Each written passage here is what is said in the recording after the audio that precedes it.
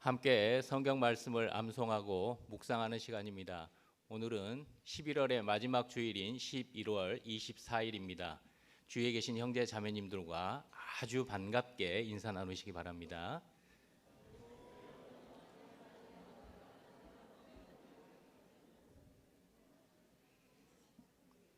네, 오늘도 광고 한 가지 드립니다. 가지고 계신 휴대폰 말씀에 방해가 되지 않도록 전원을 꺼주시거나 무음으로 해주시면 감사하겠습니다. 네, 그럼 구원에 대하여 지난주 고린도 전서 1장 18절 말씀 천천히 두 번 암송하시면서 묵상하도록 하시겠습니다. 십자가의 도가 멸망하는 자들에게는 미련한 것이요 구원을 얻는 우리에게는 하나님의 능력이라. 고린도 전서 1장 18절 말씀. 십자가의 도가 멸망하는 자들에게는 미련한 것이요 구원을 얻는 우리에게는 하나님의 능력이라.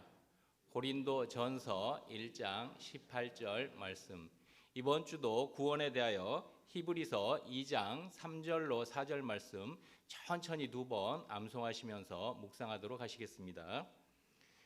우리가 이같이 큰 구원을 등한히 여기면 어찌 피하리요. 이 구원은 처음에 주로 말씀하신 바요 들은 자들이 우리에게 확증한 바니 하나님도 표적들과 기사들과 여러 가지 능력과 및 자기 뜻을 따라 성령에 나눠 주신 것으로서 저희와 함께 증거하셨느니라. 히브리서 2장 3절로 4절 말씀. 우리가 이같이 큰 구원을 등한히 여기면 어찌 피하리요. 이 구원은 처음에 주로 말씀하신 바요 들은 자들이 우리에게 확증한 바니 하나님도 표적들과 기사들과 여러 가지 능력과 및 자기 뜻을 따라 성령에 나눠 주신 것으로서 저희와 함께 증거하셨느니라. 히브리서 2장 3절로 4절 말씀. 다음 주도 구원에 대하여 에베소서 2장 8절로 9절 말씀 천천히 두 번 암송하시면서 묵상하도록 하시겠습니다. 너희가 그 은혜를 인하여 믿음으로 말미암아 구원을 얻었나니 이것이 너희에게서 난 것이 아니요 하나님의 선물이라. 행위에서 난 것이 아니니 이는 누구든지 자랑치 못하게 함이니라. 에베소서 2장 8절로 9절 말씀. 너희가 그 은혜를 인하여 믿음으로 말미암아 구원을 얻었나니 이것이 너희에게서 난 것이 아니요 하나님의 선물이라.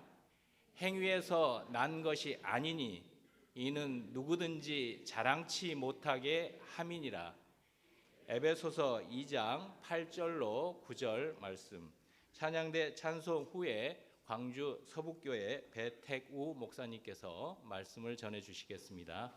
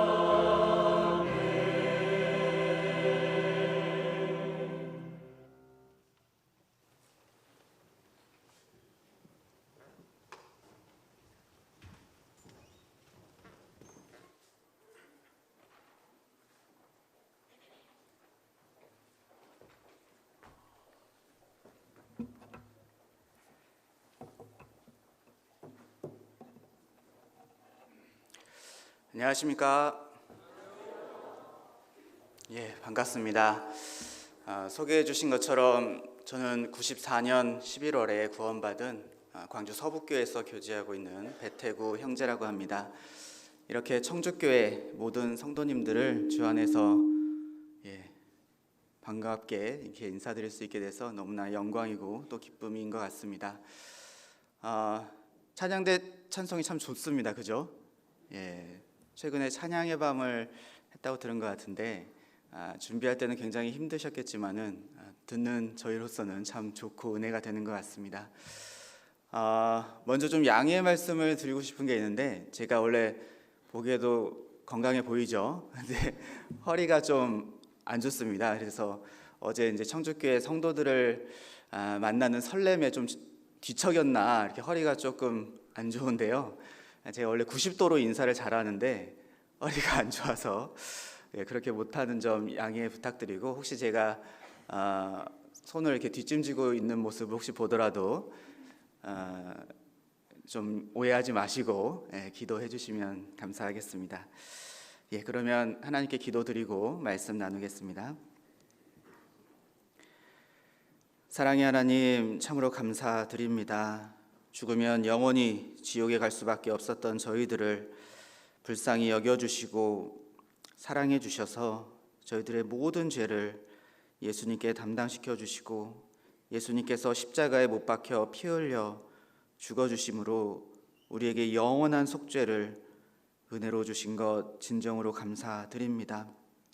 그 귀한 주님의 그 은혜를 또 우리가 믿을 수 있도록 도와주신 것도 참으로 감사드립니다.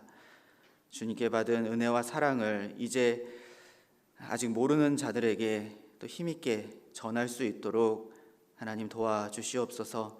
무엇보다 우리 사랑하는 가족들이 하루빨리 주님의 말씀을 듣고 구원받을 수 있도록 도와주시고, 머지않아 주님 다시 오실 때에 공중에서 주님을 함께 영접할 수 있도록, 그 귀한 영광을 함께 나눌 수 있도록 도와주시기를 간절히 기도드립니다.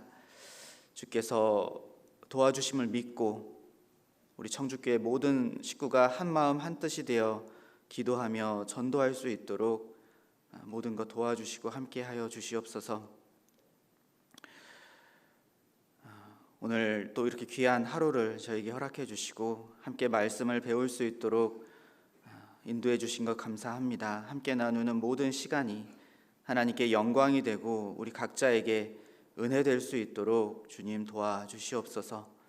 모든 시간을 전능하신 하나님께만 맡기고 의지합니다. 우리를 사랑하시는 예수님 이름으로 기도드립니다. 아멘.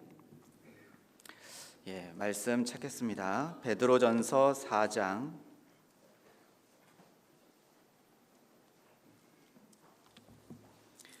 베드로전서 4장 7절입니다.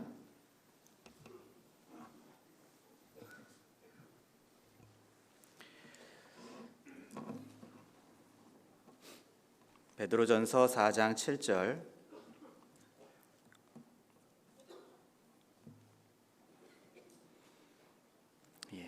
찾으셨으면 천천히 같이 한번 읽어보겠습니다.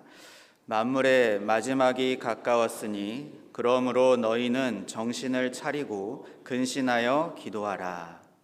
됐습니다. 만물의 마지막이 가까웠으니 그러므로 너희는 정신을 차리고 근신하여 기도하라. 그래서 오늘 이 말씀을 이제 본문으로 삼고 제목을 만물의 마지막이 가까웠으니 기도하라라는 제목으로 함께 말씀을 좀 생각해 보도록 하겠습니다. 제목에서 그리고 본문에서 알 수 있는 것처럼 기도에 관한 말씀을 또 생각해 보려고 합니다. 기도는 우리가 너무나 익숙한 사실 말씀의 주제이고 우리 생활 가운데 이미 잘 하고 있는 것일 텐데요. 신앙생활의 4대 요소 중에 기도가 있고 기도하겠습니다. 우리가 기도라는 단어도 사실상 입에 이제 자주 거론이 되는데요. 정말 중요하기 때문에 우리가 자주 말씀을 듣고 또 서로에게도 기도라는 단어를 많이 사용한다고 생각합니다. 하나님께서도 신구약 이 모든 성경을 통해서 기도하라는 그런 말씀의 내용을 약 500번 이상 우리에게 말씀하고 계시고, 예수님께서도 이 땅에 계실 때 기도에 관한 말씀을 10여 차례 이상 이렇게 제자들과 사람들에게 교훈하셨습니다. 그래서 너무나 중요하기 때문에 이렇게 반복적으로 하나님께서도 우리에게 말씀하고 계시는데, 우리가 이 땅에서도 기도가 너무나 중요하기 때문에 계속해서 반복해서 기도에 대한 말씀을 배운다고 생각합니다. 특별히 여기 4장 7절에 보면은 만물의 마지막이 가까웠으니 이렇게 말씀하고 계시잖아요. 우리가 살고 있는 시대는 정말 마지막 중에 마지막이라고 말씀을 배우고 있고, 우리가 신문이라든지 뉴스라든지 이런 것들을 통해서 보면 정말 마지막 때를 살아가고 있는 것이 틀림없습니다. 하나님께서는 성경에 처음부터 종말을 고하시고 무슨 일이 일어날지를 성경을 통해서 알려주고 계시잖아요. 특별히 7년 환란 때 이루어질 일들이, 7년 환란 때 드러날 일들이 우리 시대에 다 준비되고 그 모든 것들이 징조로서 나타나고 있는 것은 우리에게 정말 마지막 중에 마지막을 살아가고 있구나라는 것을 일깨우는 것 같습니다. 이 베드로전서가 기록될 당시는 지금으로부터 약 1900년 전이잖아요. 근데 그때도 이미 만물의 마지막이 가까웠으니 라고 베드로 사도는 성도들에게 말씀하고 있습니다. 사실 예수님이 오신 그 시점부터 마지막 때가 사실 시작된 겁니다. 그죠? 축구 경기로 보면 전반전, 후반전 있잖아요. 예수님이 오시면서 후반전이 시작된 거예요. 마지막 시간이죠. 그리고 우리 시대는 예수님께서 말씀하신 세상 끝의 징조, 마지막 때 일어날 모든 일들이, 징조들이 나타나는 그런 시대죠. 그래서 후반전 중에 후반전. 축구를 잘 모르시는 분도 있을 텐데 죄송합니다. 루즈 타임이라고 하는데, 정해진 시간 45분이 다 끝나고 마지막에 이제 중간에 멈췄던 시간들을 합해서 자투리 시간을 모아서 이렇게 5분이든 10분이든 더 주어지는 시간 있잖아요. 그런 정도의 시간만 남은 그런 시대에 우리가 살고 있다고 생각합니다. 성경에 보면 7년 환란 끝에 마지막 전쟁이 기록되어 있잖아요. 에스겔 38장에 기록되어 있는데, 거기에 참여될 나라들이 지금 공교롭게도 전쟁을 하고 있어요. 저는 러시아가 우크라이나를 이렇게 침공하기 전까지는 이렇게 현대 사회에 정보화 시대, 그리고 정말 냉전이 끝나고 이렇게 자유롭게 국경을 넘나들면서 살아가는 이런 평화 시대에 다시 정말 나라 간의 전쟁이 일어날까? 약간 그런 생각이 있었어요. 국지적으로 테러리스트들에 의한 어떤 그런 도발, 국지전 이런 것들은 있어 왔으니까 그런가 보다 했는데, 정말 나라와 나라 간에 이런 전쟁이 우리 시대에도 정말 일어날까 했는데 일어나더라니까요. 그리고 거기에 관련된 나라들이 점점 더 전쟁에 휩싸이고 전쟁을 일으키고 하고 있는 것을 보면서, 야, 성경은 정말 문자 그대로 하나님이 이루시는구나, 정말 우리가 살고 있는 시대는 마지막 중에 마지막이구나라는 것을 실감하고 있습니다. 그리고 하늘과 땅이 옷과 같이 낡아진다고 성경은 분명히 말씀하셨잖아요. 그 말씀도 우리 시대에 너무나 잘 이해가 되죠. 특별히 기후의 어떤 변화, 기상이변 이런 것들이 이제는 일상이 되어버렸습니다. 그죠? 그래서 우리나라도 사계절이 굉장히 뚜렷한 나라 중에 하나였는데 점점 그 경계가 모호해지고 있잖아요. 여름도 우리가 지금 추워지는 마당이니까 지난 여름을 벌써 잊으신 분들이 있겠지만은 엄청 더웠죠? 청주도 더웠습니까? 네, 광주는 어땠겠어요? 굉장히 더웠어요. 그런데 이렇게 더웠던 적이 없었다라고 어르신들도 말씀을 하시더라고요. 그래서 우리나라에 나오는 그 과일들을 보면은 우리나라의 기온이 정말 많이 올랐구나라는 것을 체감하는 것 같습니다. 강원도 고성에서 바나나를 수확한답니다. 근데 또 맛있대요. 그리고 옛날에 사과 하면 대구가 참 유명했던 것 같습니다. 저 어렸을 때는 대구 사과 굉장히 유명했거든요. 근데 제가 이제 대학생쯤 되니까 영월 사과가 유명하다고 하더라고요. 근데 지금은요, 양구 사과가 유명합니다. 강원도 양구. 양구 아세요? 예. 우리 청주교회 전도사님이 인제교회 설교 가셨다고 하더라고요. 인제도 강원도에 있잖아요. 인제 오면 언제 오나 원통에서 못 살겠네. 근데 양구 보며 웃지요. 이런 말이 있어요. 그러니까 인제 원통보다 사실 더 살기 힘든 곳이 양구입니다. 제가 양구에서 군 생활을 했었는데요. 사람이 이런 데서 어떻게 살지? 할 정도로 굉장히 추운 기억이 있습니다. 그런데 그곳에서 사과가 나오고 있고 또 맛이 굉장히 좋다 그래요. 그래서 농림수산식품부가 거기서 이제 한국 과일 뭐 이렇게 대전 이렇게 어떤 과일이 맛있나 이런 것을 했는데 양구 사과가 우수상과 장려상을 받았답니다. 2년 전에는 최우수상을 받고요. 그리고 양구에서 사과를 재배하는 가구가 200가구가 넘는다 그래요.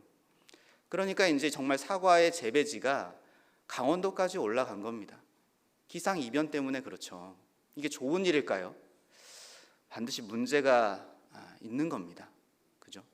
그리고 사랑이 식어질 것을 말씀하셨는데 우리 시대에 정말 사랑이 식어질 대로 식어진 시대에 살고 있잖아요.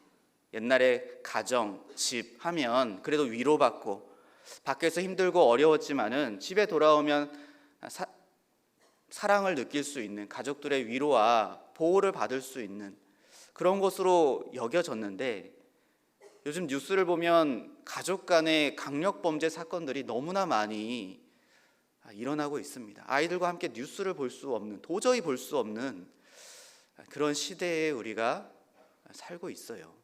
정말 마지막 중에 마지막을 살고 있는 것이 틀림없습니다. 그리고 요한계시록 13장에 보면은 우상에게 생기를 주어 우상으로 말하게 하고 그런 말씀 있잖아요.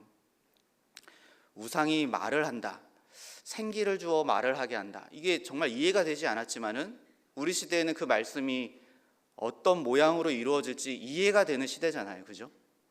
생기를 준다는 것은 하나님이 흙으로 사람을 만드시고 생기를 그 코에 불어넣으셔서 생명, 살아있는 사람으로 만드신 내용이 성경에 있는데, 창세기에 있는데 우상에게 생기를 준다? 살아있게 만든다? 이해가 되지 않았습니다. 그런데 지금은 AI, 그게 생기잖아요. 그죠? 그래서 로봇, 정말 죽어있는 그 우상이 이제 말하는 시대. 옛날에도 기계가 말은 했습니다. 그죠?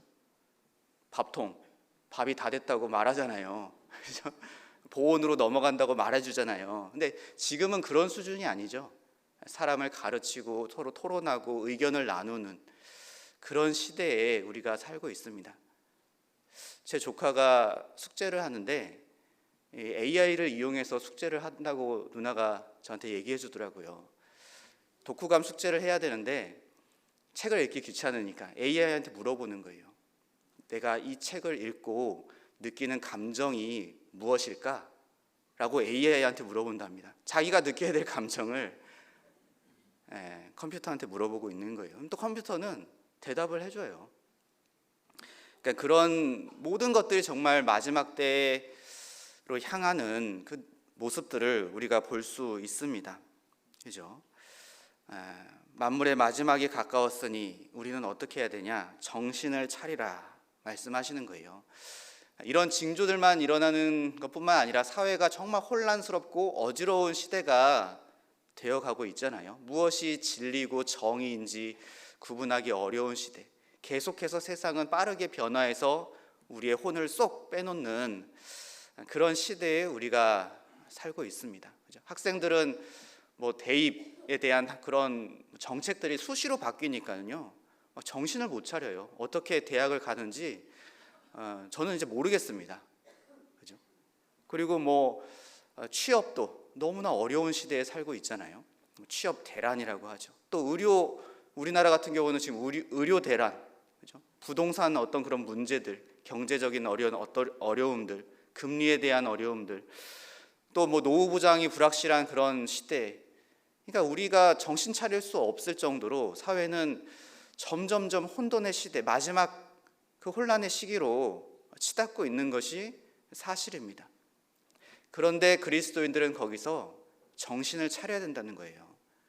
마지막 때에 무엇을 해야 될지를 알아야 된다는 겁니다. 그냥 세상이 정신 없으니까 그리스도인들도 정신없이 눈앞에 펼쳐지는 일들만 좇아서 살아가다가는 마지막 때 그리스도인으로서 해야 할 일들을 하지 못하게 되는 일이 생기는 겁니다. 그래서 하나님은 성경을 통해서 우리에게 정신 차리라고, 지금 만물의 마지막이니까 정신 차리라고 우리에게 교훈하고 계시는 겁니다. 소방관이 불이 났는데 마땅히 불을 끄러 가야 되잖아요.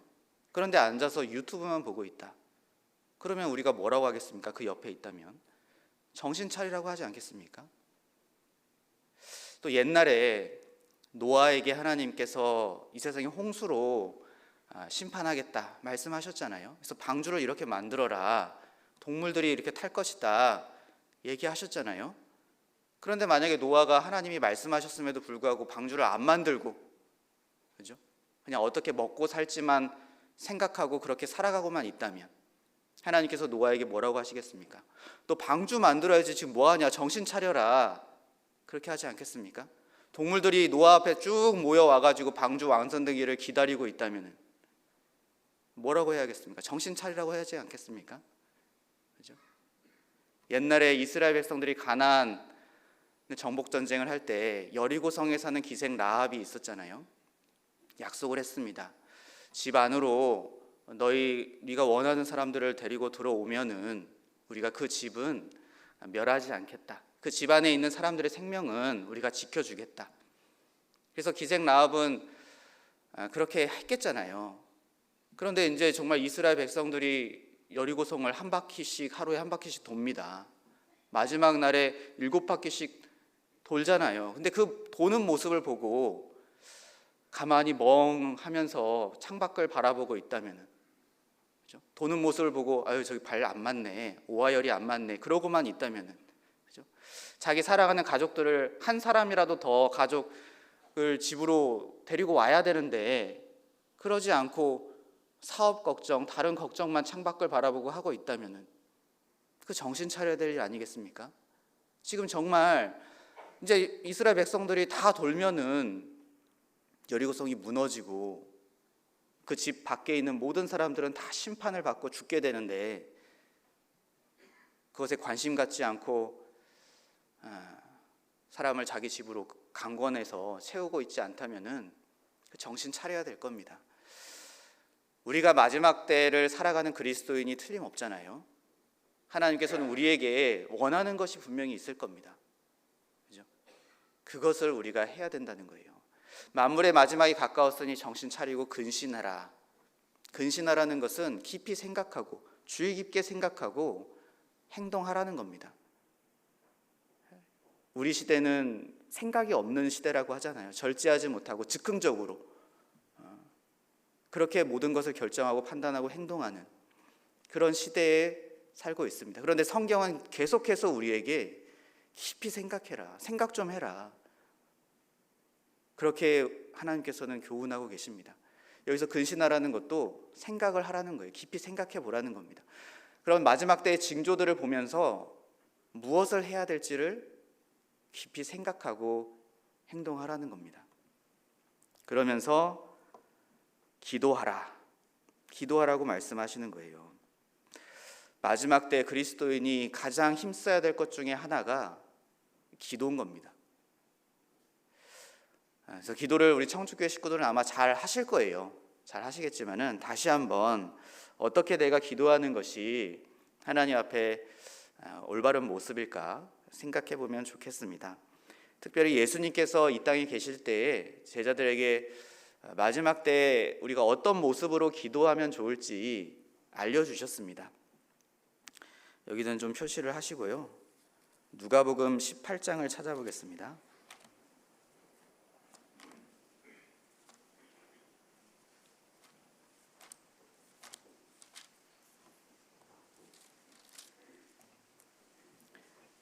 누가복음 18장입니다.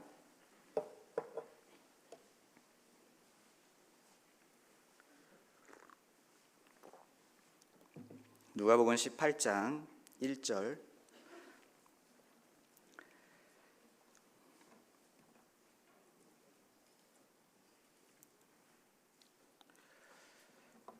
누가복음 18장 1절부터 제가 몇 절 읽도록 하겠습니다. 항상 기도하고 낭망치 말아야 될 것을 저희에게 비유로 하여 가라사대 어떤 도시에 하나님을 두려워 아니하고 사람을 무시하는 한 재판관이 있는데 그 도시에 한 과부가 있어 자주 그에게 가서 내 원수에 대한 나의 원한을 풀어주소서 하되 그가 얼마 동안 듣지 아니하다가 후에 속으로 생각하되 내가 하나님을 두려워 아니하고 사람을 무시하나 이 과부가 나를 번거롭게 하니 내가 그 원한을 풀어주리라. 그렇지 않으면 늘 와서 나를 괴롭게 하리라 하였느니라. 주께서 또 가라사대 불의한 재판관의 말한 것을 들으라. 7절 8절은 천천히 같이 읽어보겠습니다. 하물며 하나님께서 그 밤낮 부르짖는 택하신 자들의 원한을 풀어주지 아니하시겠느냐. 저희에게 오래 참으시겠느냐. 내가 너희에게 이르노니 속히 그 원한을 풀어주시리라. 그러나 인자가 올 때에 세상에서 믿음을 보겠느냐 하시니라. 예수님께서 이 땅에 계실 때 기도에 대한 교훈을 많이 하셨다고 했는데 그 중에 하나가 여기 누가복음 18장인데 이 기도는 아까 말씀드린 것처럼 마지막 때에 우리 그리스도인들이 힘써야 될 마음과 태도, 어떤 기도로 해야 될지를 알려주고 계십니다. 8절에 있는 것처럼 인자가 올 때에 세상에서 믿음을 보겠느냐. 그러니까 항상 기도하고 낭망치 말아야 된다는 것을 알려주시면서 과부의 이 원한, 그죠? 불의한 재판관에 대한 비유를 알려주시고 인자가 올 때는 세상 끝이잖아요. 마지막 때를 말씀하십니다. 그때까지 남아있는 그리스도인들이 정말 믿음을 가지고 기도할 것을, 그때는 이렇게 믿음을 가지고 항상 기도하고 낭망치 않는 그런 기도하는 믿음의 그리스도인들이 적어질 것을 경고하시고 교훈하고 계시는 겁니다. 그래서 우리는 반대로 우리가 정말 마지막 때 해야 할 기도는 항상 기도하고 낭망치 말아야 되는구나. 여기 나와 있는 이 원한을 가진 여인처럼 그렇게 우리가 기도를 해야 되는 거구나 라고 생각해 볼 수 있습니다. 여기 2절에 보면은 어떤 도시에 하나님을 두려워 아니하고 사람을 무시하는 한 재판관이 있는데, 예수님께서 재판관 한 사람을 소개하고 있죠. 하나님도 두려워하지 않고 사람도 무시하는.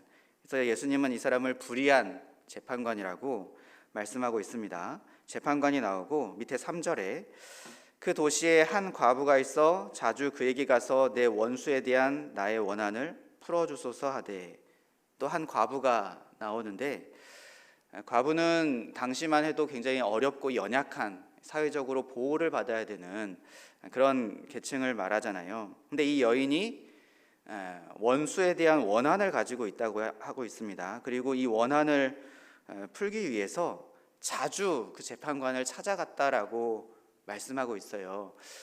왜 자주 찾아갔을까? 우리는 쉽게 이해할 수 있죠. 왜냐하면 이 재판관은 불의하기 때문에, 하나님을 인정하지 않고 사람도 무시하는 사람이기 때문에 이 연약한 힘이 없는 사회적 약자의 말 들어줄 그런 마음이 없는 겁니다. 그죠? 어떤 권력자나 부자가 혹시 찾아왔다면 만나줬을지 모르겠어요. 왜냐하면 자기에게 혹시 떨어지는 것이 있을 수 있으니까요. 그런데 이 여인에게는 아무리 생각해도 얻을 것이 없거든요. 그러니까 그 원한을 들어줄 수가 없는 겁니다. 그래서 없다고 했다든지 물리쳤다든지 아무튼 계속 만나기를 거절했던 거죠. 이 여인의 마음은 너무나 상하고 힘들었겠죠. 단순히 어떤 부탁을 거절받는 것도 굉장히 불편한 일입니다. 그죠? 부탁을 거절받아 보신 경험이 있습니까? 저도 어렸을 때 사소한 것을 예를 들자면은 친구가 맛있는 것을 먹고 있어요. 그러면 나 한 입만. 근데 줄 때도 있지만 안 줄 때도 있잖아요. 그러면은 그 한 입 안 먹어도 사실 죽는 건 아니지만은 거절당했다는 그것에 굉장히 큰 상처가 되고 복수의 칼을 갈죠. 내가 나도 맛있는 거 있으면 너 안 줄 거야. 그죠? 또 뭐 재밌는 장난감을 가지고 놀고 있을 때 나도 한번 만져보자. 나도 한번 가지고 놀아보자. 그거 안 만져도 상관없고 안 놀아도 상관없는데 거절당할 때 참 마음이 슬프잖아요. 정말 처량하고 신세한탄이 됩니다. 내가 정말 이를 갈게 되죠.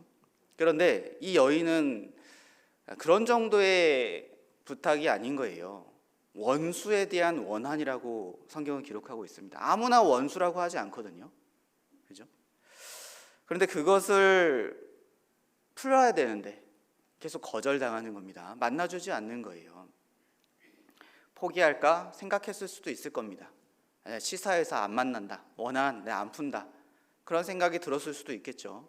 그런데 한이라는 것은 그렇게 쉽게 기억 속에서 잊혀지거나 포기되는 것이 아니잖아요. 계속해서 생각이 났던 거죠. 그래서 자존심 상하고 너무나 괴롭지만은 어쩔 수 없이 그 재판관, 나의 원한을 풀어줄 수 있는 사람이 그 재판관밖에 없기 때문에 찾아갈 수밖에 없었던 거예요. 자주 가는 겁니다. 그래서 결국에는 이 재판관이 그 말을 들어주잖아요. 그죠? 여기 4절에 보면은 그가 얼마 동안, 꽤 긴 시간이었겠죠. 얼마 동안 듣지 아니하다가 후에 속으로 생각하되 내가 하나님을 두려워 아니하고 사람을 무시하나 이 과부가 나를 번거롭게 하니 내가 그 원한을 풀어주리라. 그렇지 않으면 늘 와서 나를 괴롭게 하리라 하였느니라. 자주 번거롭게 함으로 인해서 원한을 이제 풀 수 있게 되었다라고 예수님께서 알려주시는 겁니다. 그러면서 이제는 우리에게 교훈을 하시는 겁니다. 우리가 어떻게 기도해야 될지를 알려주시죠. 7절에 보면은 이렇게 말씀하십니다. 하물며 하나님께서, 그러니까 하나님이 누군지 우리는 정말 확실히 마음속에 알아야 됩니다. 우리가 기도를 드리는, 그죠? 우리의 간절한 소원을 아뢰는 그분이 누군지, 여기 예화의 예수님께서 비유로 말씀하신 것처럼 그렇게 불의한 분인지 그렇지 않은지 어떤 분인지를 우리가 알아야 돼요. 그죠? 우리는 혼자 기도할 때 혼자 그냥 자기 암시, 자기 주문을 외우는 게 아니잖아요. 하나님께 기도를 드리는 겁니다. 하나님께 내 사정을 아뢰는 건데 그 기도와 내 사정을 들으시는 분이 도대체 어떤 분이냐, 그것을 잊어서는 안 될 거예요. 다니엘 성경에 보면 오직 자기의 하나님을 아는 백성은 강하여 용맹을 바란다라고 말씀하고 있습니다. 자신에게 용맹이 있고 강함이 나오는 것이 아니라 하나님을 알 때 그렇게 우리가 힘이 생기는 거잖아요. 우리가 기도할 때도 기도의 힘은 나에게 있는 것이 아니고 우리가 하나님이 어떤 분인지를 정확하게 알 때 그때 우리가 항상 기도하고 낭망치 않을 수 있다 생각합니다. 하나님은 어떤 분이신가? 시편, 여기도 표시를 좀 하실까요? 줄이 2개 있으시죠? 좋은 성경책은 2개인데 죄송합니다. 시편 89편,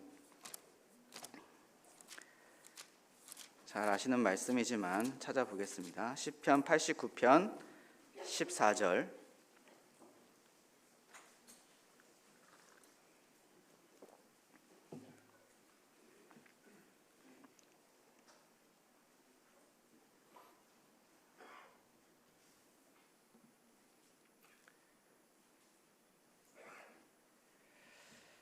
시편 89편 14절 같이 읽어보겠습니다.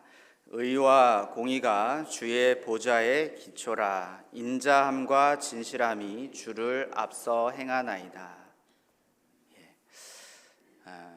의와 공의가 주의 보좌의 기초다. 하나님은 공의의 하나님입니다. 공의의 하나님. 사실 공의하면 약간은 두려운 마음이 드는 것이 사실이에요. 그죠?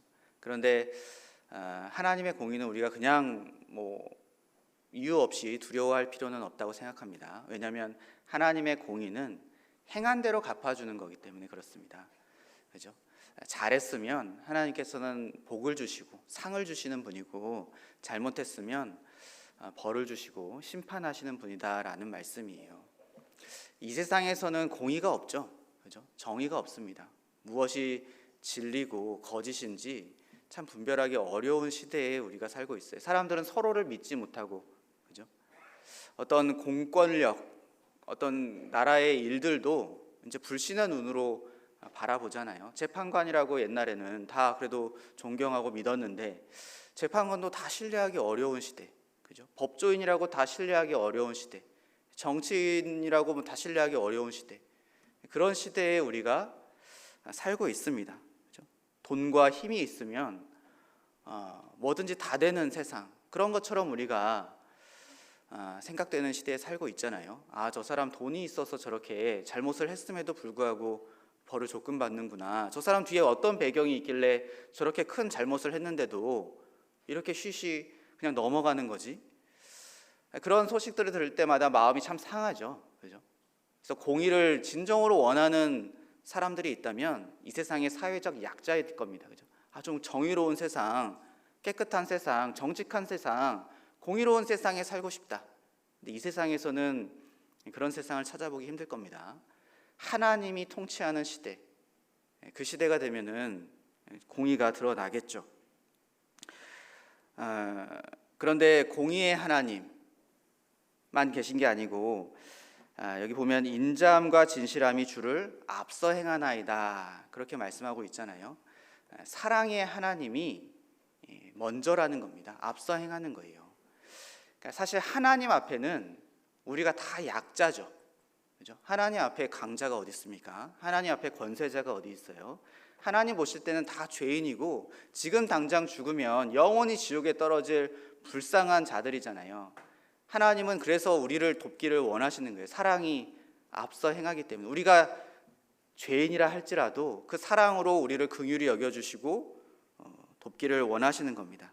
앞에 신명기 10장을 한번 찾아보겠습니다.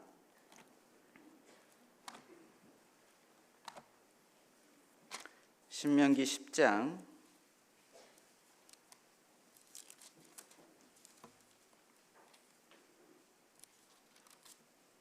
17절입니다.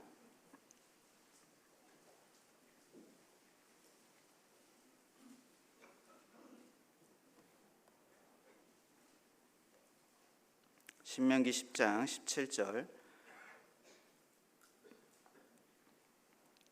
제가 읽어보겠습니다. 너희의 하나님 여호와는 신의 신이시며 주의 주시오 크고 능하시며 두려우신 하나님이시라.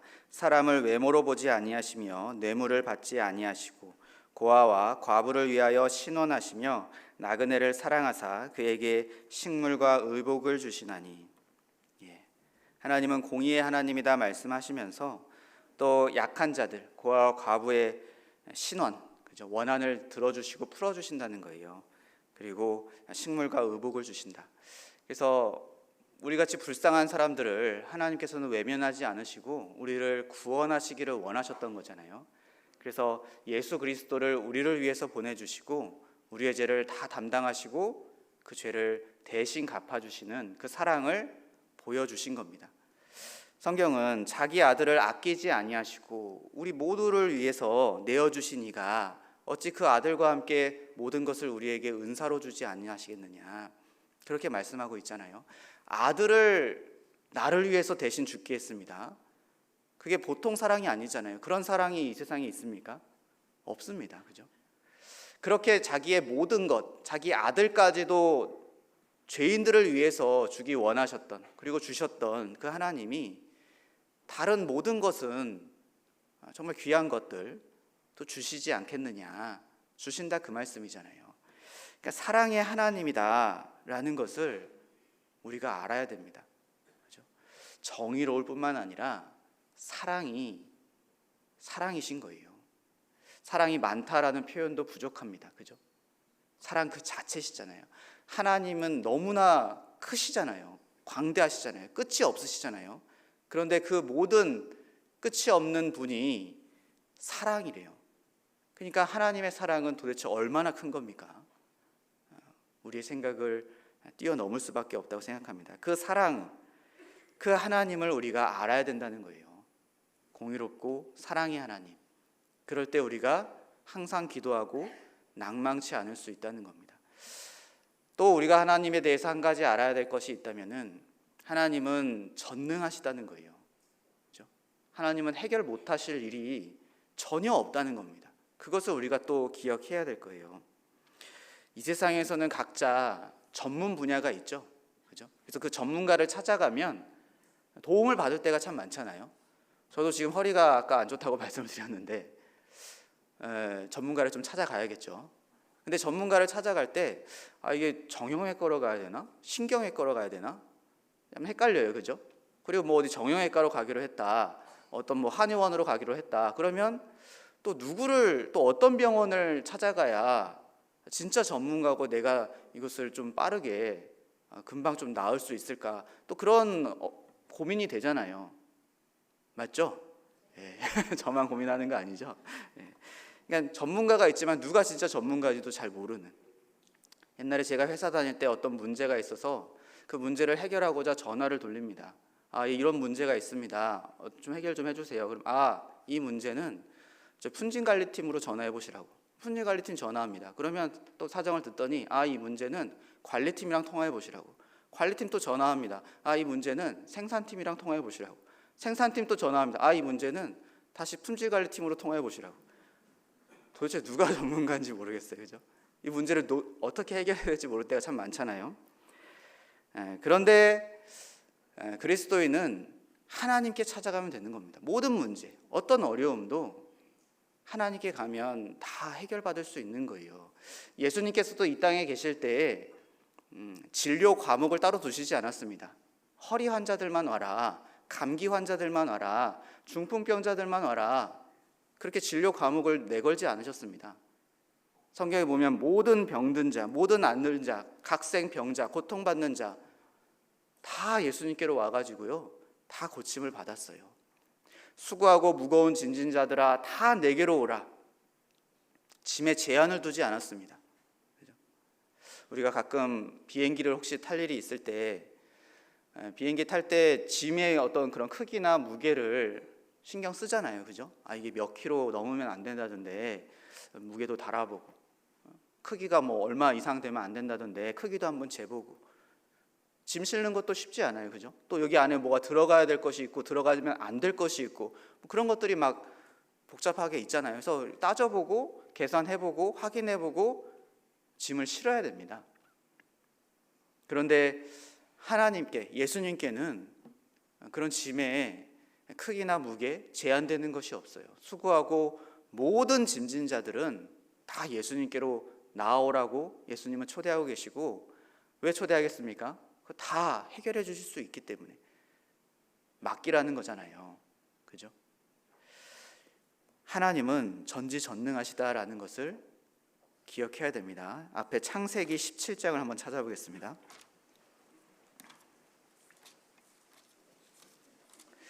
창세기 17장 1절입니다.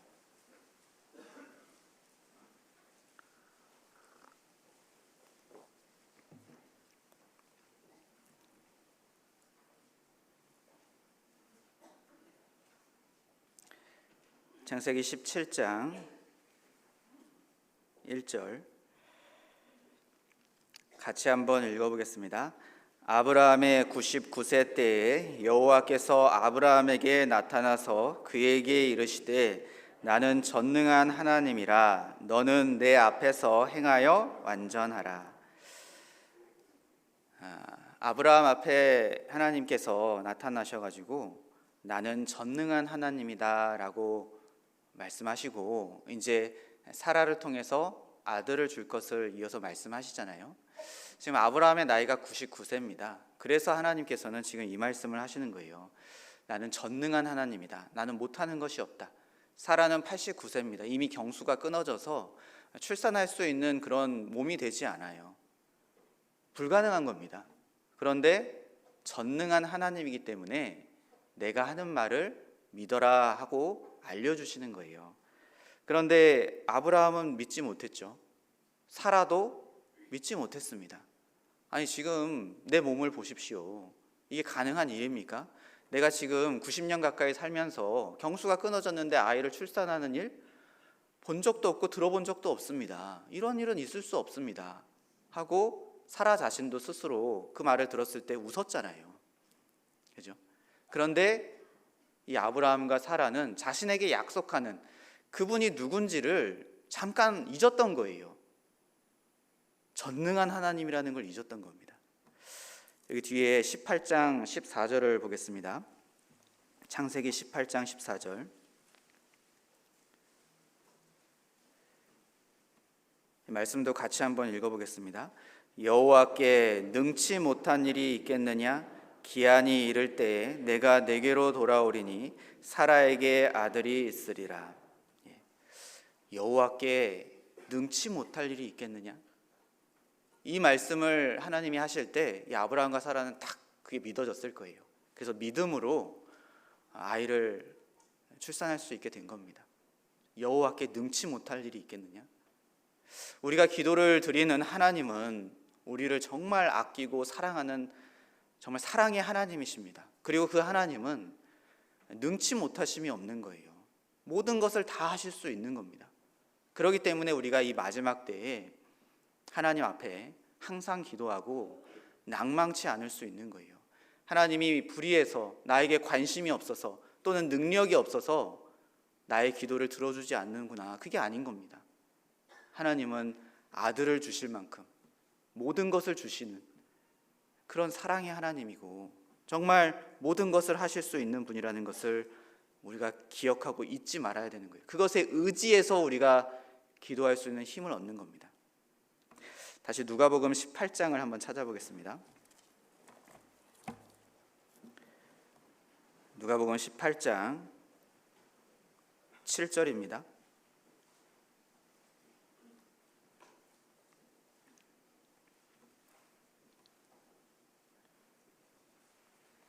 누가복음 18장 7절.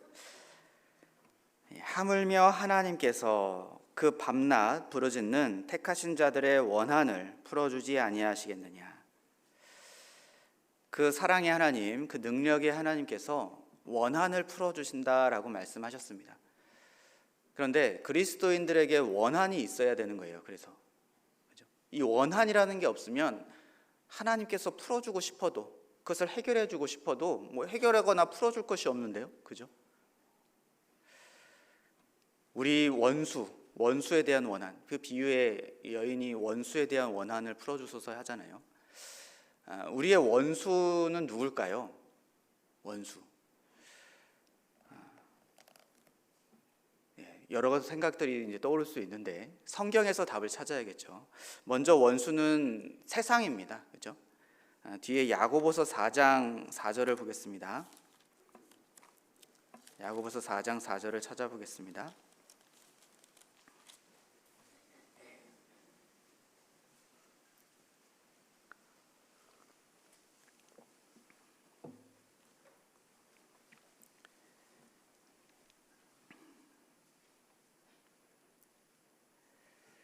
제가 읽어보겠습니다. 야고보서 4장 4절.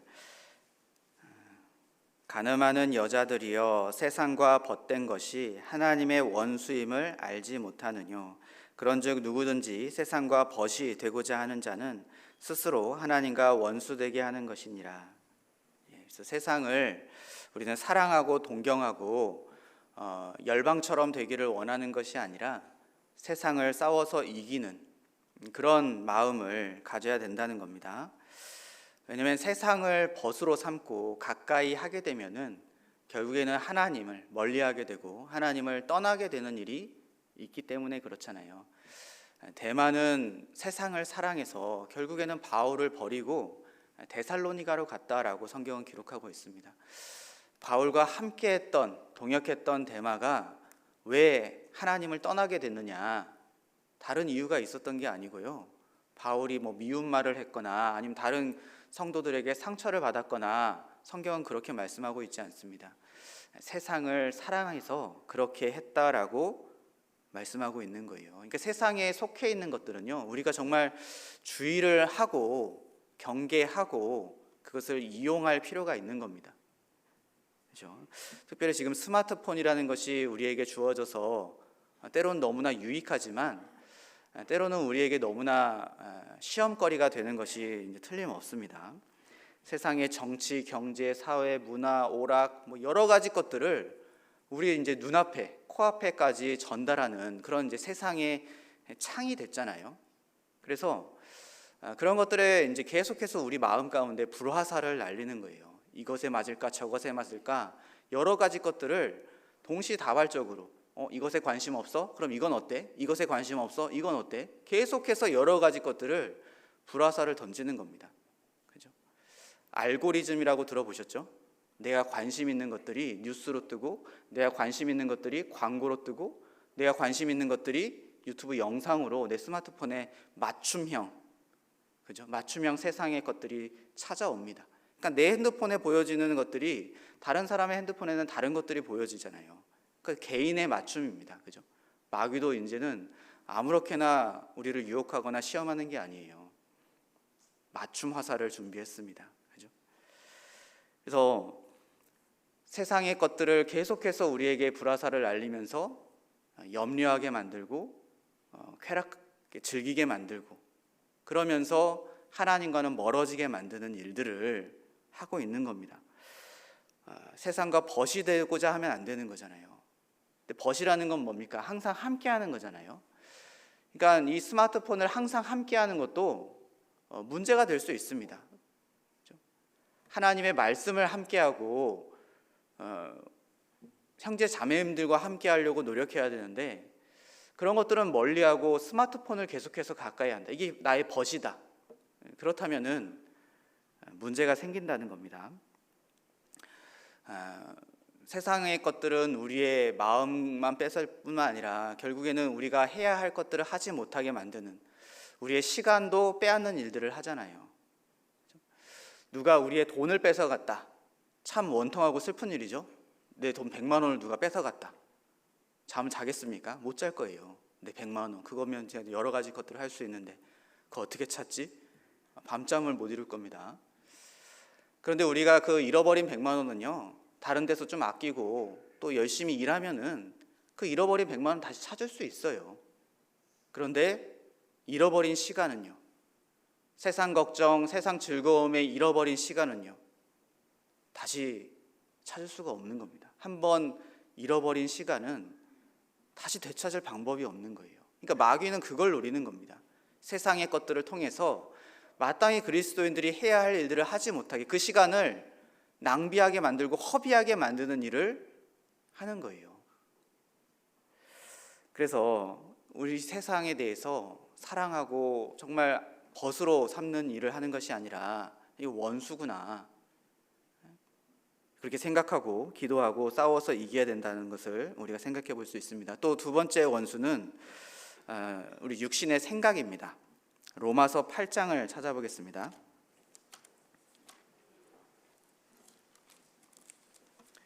로마서 8장 7절입니다.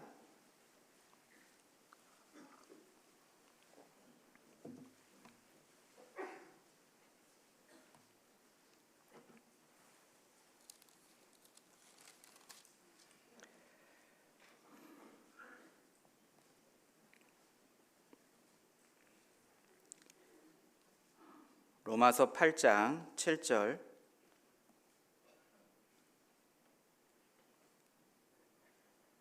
같이 한번 읽어보겠습니다. 육신의 생각은 하나님과 원수가 되나니 이는 하나님의 법에 굴복치 아니할 뿐 아니라 할 수도 없음이라. 그래서 육신의 생각, 하나님의 뜻과 가르침이 아니라 내 주장은 하나님과 원수가 된다라고 말씀하십니다. 하나님은 교회의 뜻에 순종하라고 하셨는데 자꾸 내 생각이 올라오는 겁니다. 이러면 더 좋을 것 같은데, 이게 더 맞는 것 같은데, 그런 생각 올라올 수 있지만 그것이 교회의 뜻과 맞지 않을 때는 내 생각과 내 뜻을 정리해야 된다라는 거예요. 예수님께서 이 땅에 계실 때 내가 많은 고난을 받고 죽었다가 3일 만에 부활할 거다라는 것을 제자들에게 알려주셨을 때 베드로가 예수님 무슨 말씀을 그렇게 하십니까? 그런 일은 절대로 주님에게 일어나지 않을 겁니다. 그렇게 자신의 생각을 말하잖아요. 예수님의 말씀이 자기 뜻과는 맞지 않았던 겁니다. 예수님이 고난을 받고 죽는다니요. 그런 일이 있으면 안 되죠. 정면으로 자신의 생각을 얘기하죠. 그때 예수님께서는 뭐라고 하셨습니까? 너는 나를 넘어지게 한다. 사단아, 내 뒤로 물러가라. 사단이라고 말씀하셨잖아요. 육신의 생각은 하나님과 원수가 되는 거예요. 사탄이 하는 생각이라는 겁니다. 그래서 이성적으로는 또는 내 경험적으로는 그것이 맞아 보일지라도 교회의 뜻과 맞지 않다면 그것은 내가 싸워서 이겨야 되는 그런 존재라는 것을 기억해야 됩니다. 그리스도 예수의 사람들은 정과 그 욕심을 십자가에 못 박았다라고 말씀하셨잖아요. 그래서 모이자 또는 전하자, 함께하자, 봉사하자, 이게 교회의 뜻인데 그것을 계속 반하는 이렇게 하면 좋겠는데 저렇게 하면 좋겠는데 그런 생각이 올라올 때는 그 십자가에 계속 못 박는 거예요. 그죠? 사도 바울도 나는 날마다 죽노라 하셨는데 그 자신의 육신의 생각, 육신의 정욕 이런 것들을 계속해서 십자가에 못 박는 일을 하셨던 겁니다. 우리도 그리스도의 제자이기 때문에 마땅히 그렇게 하려고 노력해야겠습니다. 그리고 결정적으로 사단이 정말 우리의 원수죠. 에베소서 6장을 찾아보겠습니다.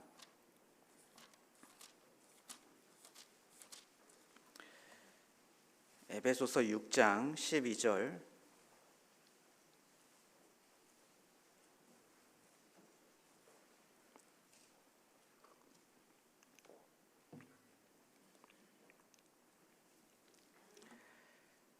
제가 읽어보겠습니다. 우리의 씨름은 혈과 육에 대한 것이 아니요 정사와 권세와 이 어두움의 세상 주관자들과 하늘에 있는 악의 영들에게 대함이라. 그래서 우리는 사람들과 싸우는 것이 아니라 마귀 사탄과 싸운다라는 것을 생각해 볼 수 있습니다. 우리는 가끔 남편을 생각할 때 이 왼수, 자식을 생각할 때 이 왼수, 이런 생각이 이제 혹시 들 수도 있는데 말이라도 이제 그렇게 하면 안 됩니다. 그죠? 우리의 원수는 내 주변에 있는 가족들 또는 형제 자매님들, 다른 사람이 아니라 마귀인 거예요. 사탄인 겁니다. 그들과 싸워서 이겨야 돼요. 왜 그러냐면 그들 마귀와 사탄은 정말 엄청난 일을 하고 있기 때문에 그렇습니다. 우리 사랑하는 사람들을 지옥으로 끌고 가는 일을 하고 있잖아요. 그죠? 이 세상에서도, 우리가 살아가는 세상에서도 원수가 되는 일들이 간혹 있습니다. 그죠? 누가 내 발을 밟았다고 원수라고 하진 않습니다. 그죠? 나에게 엄청난 피해와 손해를 끼친 사람을 이제 원수라고 우리가 얘기하는데요. 특별히 자기 가족을 다치게 하거나 또는 죽게 하는 일이 있었다. 그럴 때 정말 마음에 분이 생기고 원통함이 생기고 정말 한이 생기잖아요. 그죠? 예전에 어린이집에 관련된 그런 사건 사고들이 참 많이 이렇게 뉴스로 보도된 일이 있었습니다. CCTV가 그래서 지금 막 어린이집에 많이 설치되고 했는데요. 그 CCTV가 설치되게 되는 계기가 됐던 사건이 있었죠. 어느 날 아이가 집에 왔는데 이상한 거예요, 행동이. 그래서 무슨 일인가 해가지고 이제 알아본 겁니다. 확인해 봤더니 그 아이가 어린이집에 있을 때 심하게 맞은 거예요. 선생님한테. 왜 맞았는가 봤더니 김치를 안 먹는다고 뒤통수를 막 탁 쳐가지고 애가 막 떼굴떼굴 굴러서 날아간 겁니다. 근데 그 아이가 벌떡 일어나서 자기가 흘렸던 것을 다 또 정리하는 거예요. 그 네다섯 살밖에 되지 않은 아이가요. 그러니까 평소에도 얼마나 그렇게 많이 맞고 또 얼마나 자기가 그렇게 어질렀던 것을 황급하게 치우는 일들을 강요당했는지 생각해 볼 수 있잖아요. 그 아이가 그런 일을 하고 있는 겁니다. 당하고 있는 거예요. 그 모습을 본 부모님의 마음은 어떻겠습니까? 정말 분이 올라오지 않겠습니까? 한이 생기지 않겠어요? 원수가 되지 않겠습니까? 심지어는 나중에는 아이를 막 죽게 하는 그런 원장들도 뉴스에 나왔잖아요. 그 아이가 죽어가면서 얼마나 큰 고통을 당했겠어요. 얼마나 아팠고 외롭고 무섭고 힘들었겠습니까? 그런 것들을 생각할 때 옆에 제 3자도 참 마음이 아프고 슬프고 괴로운데 그 부모는 어떻겠어요, 마음이? 그죠? 너무나 끔찍할 겁니다. 원수가 될 거예요. 이 땅에서의 잠깐의 그런 고통, 그런 어려움을 주게 한 그런 사람도 원수인데 하물며 마귀는 어떤 일을 하고 있는가? 우리 사랑하는 사람들을 지옥, 영원한 꺼지지 않는 그 불못으로 데려가고 있는 거예요. 거기서는 고통이 끝이 없잖아요. 죽고 싶어도 죽지 못하잖아요. 나오고 싶어도 나오지 못하잖아요. 쉬고 싶어도 쉬지 못하잖아요. 그곳에 영원히 불타는 그곳으로 우리 사랑하는 사람들을 데리고 가고 있다. 원수 아닙니까? 한이 없습니까? 아무런 마음이 동요가 없습니까? 그러면 안 되잖아요. 그 한을 가져야 된다는 거는, 원한을 품어야지 하나님께서 그 원한을 풀어주신다고 말씀하시는 거예요. 근데 그리스도인들이 그런 원한이 있냐 그 말입니다. 그렇죠? 그래서 택하신 자들의 원한을 풀어주신다고 하셨습니다. 그래서 원한이 정말 나는 어떤 원한을 가지고 있는지 생각해 봐야 됩니다. 그냥 이런 일을 못했기 때문에 내가 돈을 이만큼 못 벌었기 때문에, 또는 이만큼 내가 배우지 못했기 때문에 그게 한이다. 그것도 나름대로 어려움이기 때문에 한이 될 수 있겠지만은 그것만 있어서는 안 되잖아요. 그죠? 다시 누가복음 18장 한번 보겠습니다.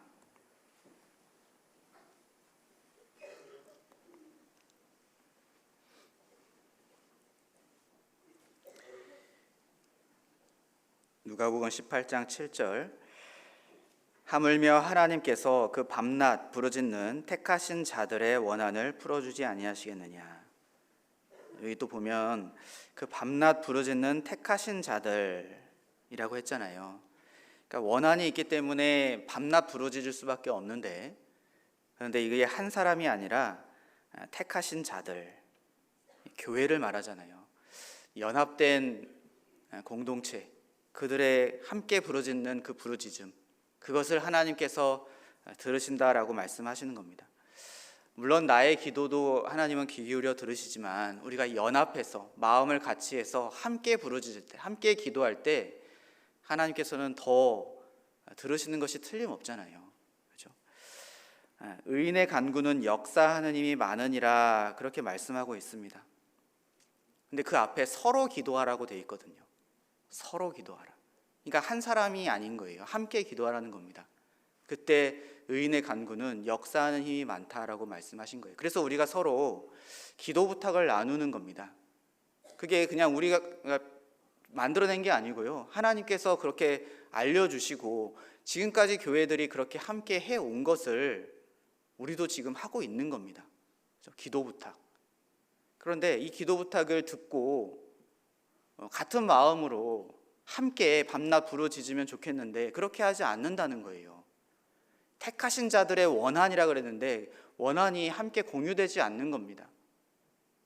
그냥 기도 수첩에만 기록되는 거예요. 그걸로 끝나는 겁니다. 심지어는 그냥 듣고 잊어버리는 일들이 너무나 많아요. 우리가 생각해보면 정말 우리가 연합해서 기도할 때 큰 역사가 일어나는 것을 체험하지 않습니까? 수양회, 너무나 불편하고 어려운 환경인데 신기하게 거기서 말씀을 듣고 거기서 함께하면 마음이 변화가 되잖아요. 마음이 열립니다. 거기서 구원받고 침례받는 일들이 정말 놀랍잖아요. 어떻게 그 불편한 장소에서 말씀을 듣는데 그렇게 거기서는 마음이 열리고 구원을 받고 침례를 받을 수 있을까 이해가 되지 않았습니다. 그런데 수양회는 정말 전국에 있는 모든 성도들이 기도하는 그 용광로 같은 곳이구나. 정말 택하신 자들의 밤낮 부르짖음이 수양회장에 있구나. 그것을 생각하니까요. 당연하구나 이것이. 그래서 환경을 바라보고 불편한 장소를 바라보면 데려가는 것이 쉽지 않지만은 택하신 자들의 원한이 그곳에 머물러 있기 때문에 데려가는 게 맞다. 지금은 거부해도 막상 데려가면 하나님께서 그 원한을 들어주신다. 그것을 이제 알게 됐습니다. 또 마찬가지 우리 대전도 집회 내일부터 한다고 들었는데요. 다른 집회도 큰 역사가 일어나지만은 대전도 집회 때 더 많은 역사가 일어나지 않습니까? 온 성도가 마음을 합해서 한 마음으로 밤낮 부르짖기 때문에 원한을 가지고 부르짖기 때문에 그 역사가 나타나는 겁니다. 그래서 우리가 함께 기도의 어떤 그런 제목들을 나눌 때요, 정말 마음을 다해서 함께 기도한다면 하나님께서 그 원한을 정말 더 빠른 시기에 하나님이 합당한 때에 들어주실 거라고 우리는 믿을 수 있잖아요. 그렇죠? 이 세상에서도 사람들이 마음을 모으면 어려운 일들이 해결되는 것들이 참 많잖아요. 그래서 어떤 서명 운동도 나름대로 하고, 수많은 사람들이 광장에 모여서 집회도 열고 그렇게 하지 않습니까? 사람들이 힘을 모으면 더 큰 일을 할 수 있다고 생각하기 때문에 그렇잖아요. 구원받은 그리스도인들도 마찬가지입니다. 하나님께서도 너희 중에 두 사람이 땅에서 합심하여 무엇이든지 구하면 내가 들어주겠다라고 말씀하셨어요. 두 사람이 합심해서 구하면 하나님께서 들어주신다는 겁니다. 세 사람은요? 네 사람은요? 더 많이 모일수록 더 큰 역사가 일어나는 것이 틀림없는 겁니다. 그래서 정말 기도, 너무나 연합하는 기도, 이것이 너무나 중요하다라는 것을 우리가 생각해 볼 수 있어요. 그리고 여기 8절에 보면은 누가복음 18장 8절, 내가 너희에게 이르노니 속히 그 원한을 풀어주시리라. 속히라고 말씀을 하셨습니다. 속히. 시간적으로 이제 빨리잖아요. 빨리 하나님께서 그 원한을 풀어주신다는 거예요.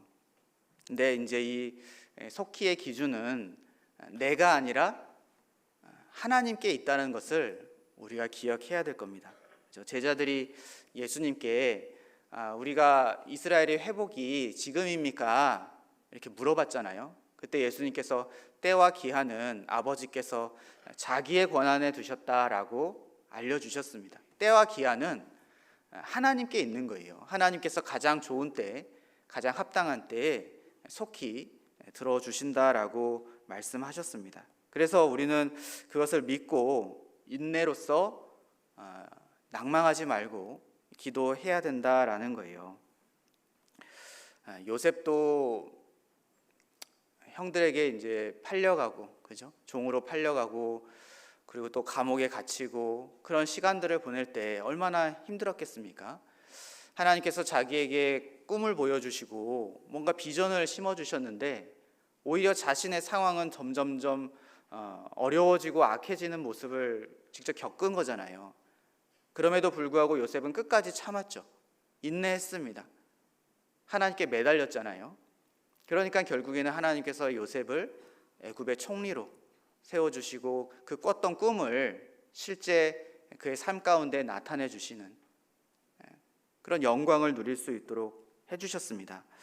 다윗도 마찬가지, 그죠? 기름 부음을 받고 다윗의 인생은 정말 어려워졌잖아요. 완전 망했습니다.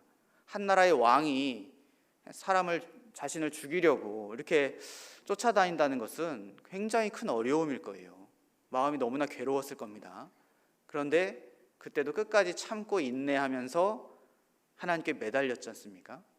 그러니까 결국에 하나님이 다윗도 진짜 이스라엘의 왕으로 다시 만들어주시고 귀하게 이렇게 쓰셨다라고 생각이 듭니다. 그래서 정말 하나님께서는 우리에게 좋은 것을 주신다라는 믿음을 가져야 될 겁니다. 앞에 마태복음 7장을 한번 찾아보겠습니다.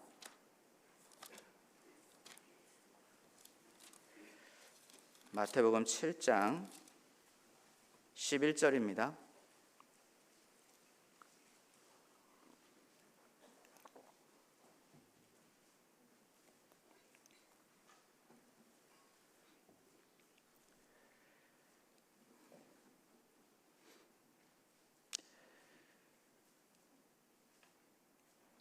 마태복음 7장 11절 같이 한번 읽어보겠습니다. 너희가 악한 자라도 좋은 것으로 자식에게 줄 줄 알거든 하물며 하늘에 계신 너희 아버지께서 구하는 자에게 좋은 것으로 주시지 않겠느냐. 좋은 것은 좋은 때에 받을 때 진정으로 좋은 것이 되잖아요. 아무리 귀한 보석이고 돈이라고 할지라도 그것을 아직 준비가 되진 않은 자에게 그것을 주면 오히려 독이 되고 인생을 망하게 하는 그런 일들이 우리 주변에 얼마든지 있잖아요. 재벌 3세들이 다 행복한 것이 아니잖아요. 잘못된 것을 좋은 것이라고 생각됐지만은 잘못된 때에 그것을 누리다가 인생을 망하게 되는 경우들도 얼마든지 있습니다. 하나님께서는 좋은 것, 가장 좋은 때에 우리에게 합당하게 주실 것을 우리는 믿고 그것을 이제 기다리는 겁니다. 인내가 필요한 거예요. 속히 그 원한을 풀어주신다라는 말씀을 우리가 믿어야 될 겁니다. 그런데 이어서 세상에서 믿음을 보겠느냐 그렇게 말씀하셨잖아요. 그러니까 마지막 때에 이렇게 정말 연합해서 인내하고 하나님을 신뢰하고 항상 간구하는 그런 믿음의 기도가 적어질 것을 하나님은 우리에게 경고하고 계시는 겁니다. 반면에 마지막 때 우리의 원수들은요, 더욱더 활개를 치고 더욱더 열심을 갖고 이 세상을 정말 어지럽히고 많은 사람들을 지옥으로 끌고 가는데 힘쓰고 있습니다. 그렇죠? 계시록 12장 12절에 보면은 마귀가 자기의 때가 얼마 남지 못한 것을 못된 줄을 알므로 크게 분내어 저에게 내려갔느니라 이렇게 기록되어 있는데, 마귀가 자기 때가 얼마 남지 않은 것을 알고 분을 내고 내려갔다는 거예요. 분을 냈다는 겁니다. 그죠? 한을 품었다는 거예요. 열심을 냈다는 겁니다. 그래서 세상을 더 어지럽게 만들고 우리의 마음과 귀를 눈을 빼앗기 위해서 정말 요란한 것들, 현란한 것들을 계속 만들어내잖아요. 정말 끊임없이 새로운 것들이 나오지 않습니까? 참 신기해요. 그죠? 뭐 대중가요라는 것도요, 이 대중가요가 시작된 지가 굉장히 오래됐잖아요. 그런데 계속해서 이게 새로운 것들이 뭔가 나온다는 게 저는 참 대단한 것 같아요. 그죠? 오선지에 음표가 몇 개 안 들어갈 것 같은데 이걸 가지고 계속해서 끊임없이 수없이 많은 곡들, 이런 것들이 나오는 걸 보면요, 야, 대단하다 생각이 듭니다. 분을 내서 계속 새로운 것들, 놀라운 것들, 신기한 것들, 그런 것들을 만들어내고 있는 겁니다. 그죠? 세상에 대한 염려, 걱정거리도 점점점 더 늘어나고 있잖아요.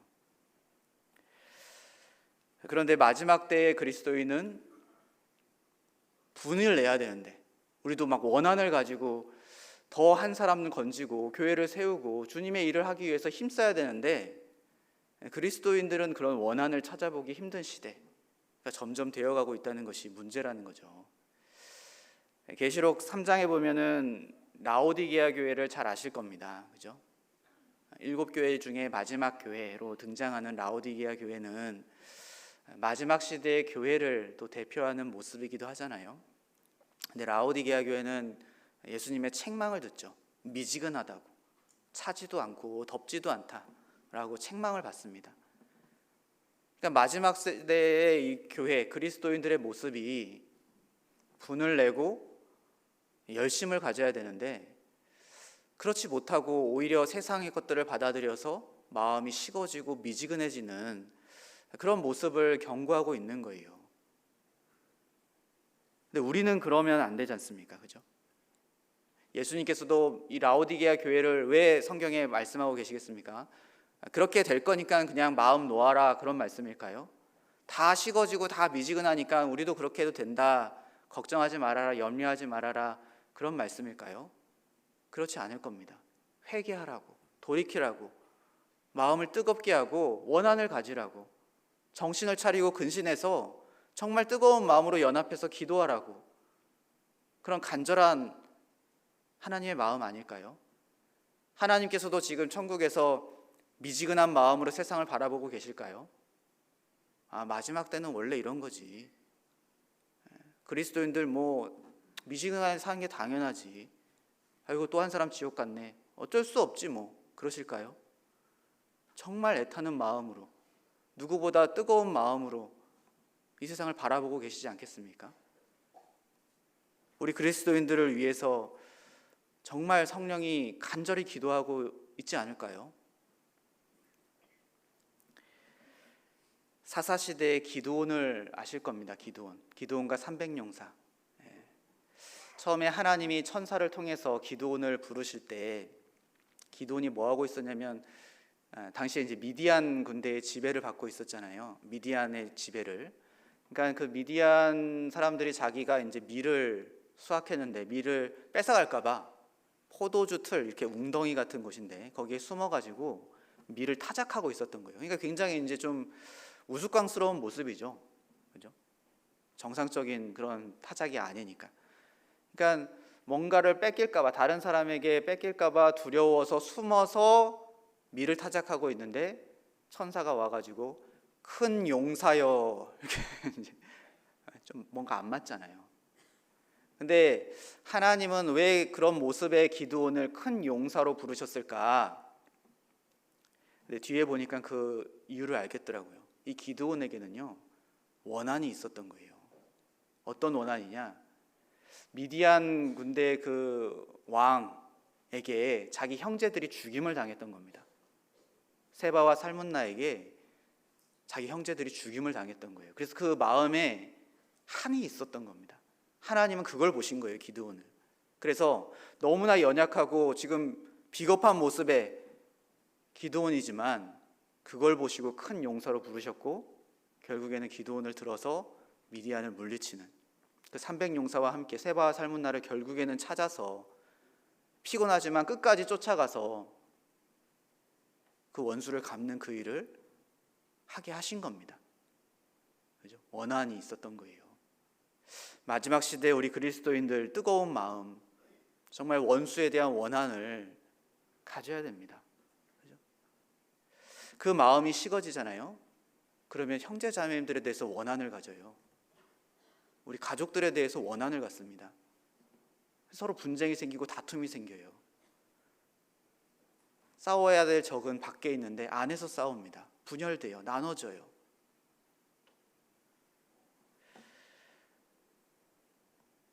그래서 우리가 정말 이 마지막 때를 살아가고 있는 그리스도인으로서 정신을 차리고 근신해서 기도해야 되는 것을 하나님은 말씀하고 있습니다. 누가복음에 보면은 이뤄진 것들을 찾는 이제 그런 내용들이 나오잖아요. 뭐 양을 잃어버리고 드라크마를 잃어버리고, 그죠? 또 아들을 잃어버리고 그것들을 찾는 내용들이 나옵니다. 그런데 언제까지 찾냐? 언제까지 기다리냐? 찾을 때까지 찾는 거예요. 돌아올 때까지 기다리는 겁니다. 그런 마음, 그런 열정으로 그 잃어버린 것들, 찾아야 될 것들을 찾는 모습이 기록되어 있습니다. 그것이 우리에게 필요한 마음이라고 생각이 듭니다.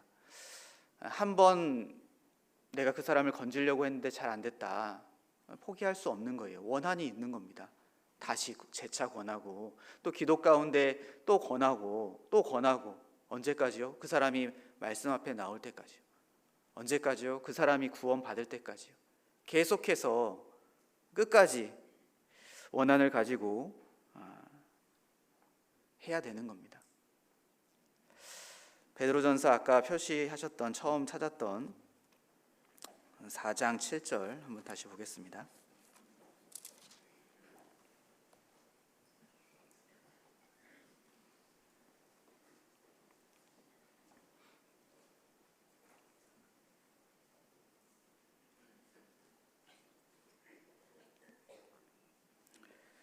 베드로전서 4장 7절 같이 한번 읽어보겠습니다. 만물의 마지막이 가까웠으니 그러므로 너희는 정신을 차리고 근신하여 기도하라. 내일부터 대전도 집회가 시작됩니다. 마귀와의 한판 전쟁인데요. 승패는 우리가 얼마나 기도하느냐에 따라서 달려있다고 생각합니다. 기도의 시간이 중요할 수 있지만은 정말 간절한 마음으로, 뜨거운 마음으로, 연합된 마음으로 우리가 기도한다면은 정말 우리가 건지고자 하는 그 영혼들을 다 건질 수 있을 거라고 생각합니다. 우리가 기도하지 않으면 그 하나님 앞에 죄가 될 수 있습니다. 그죠? 사무엘은 내가 너희를 위해서 기도하는 것을 쉬는 죄를 범치 않기를 그렇게 원한다라고 성경은 기록하고 있잖아요. 내가 간절히 기도할 때 하나님의 역사가 더 강하게 나타날 수 있습니다. 내가 기도하지 않으면요, 하나님의 역사가 그만큼 덜 나타날 수 있는 거잖아요.